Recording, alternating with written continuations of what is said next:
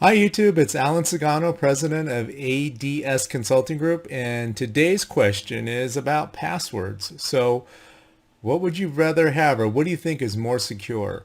A password that is 8 characters with complexity, or especially in an Active Directory environment, a password that's 15 characters or longer? Which one do you think is more secure? The 8 characters with complexity, or a password that's 15 characters long? Well, it turns out that the longer you make the password, every character that you add to the password makes it exponentially more difficult to crack.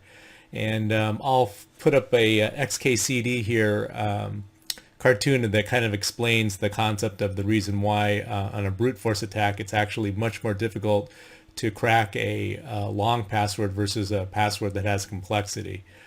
The downside of this is that there actually is, and I'll show another article here about a link to a password cracking monster server. Evidently, GPUs are very good at cracking passwords that's capable of, I think, cracking up to 350 billion guesses a second.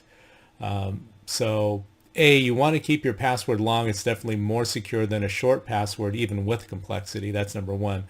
But number two, make sure that now we're recommending that you do two-factor authentication, ideally with a YubiKey or a RSA key or a smartphone app. The one-time use passwords that are sent to your phone as a text message is certainly better than not doing two-factor authentication, but even that can be compromised, and out of the two-factor ways of doing two-factor authentication, it's probably the weakest method of doing two-factor authentication. So hopefully you like this content. Keep safe out there. Use long passwords. Use two-factor authentication. Thanks a lot for listening. And if you like this information, please boink, hit that subscribe button, and we'll talk to you soon. Thanks a lot.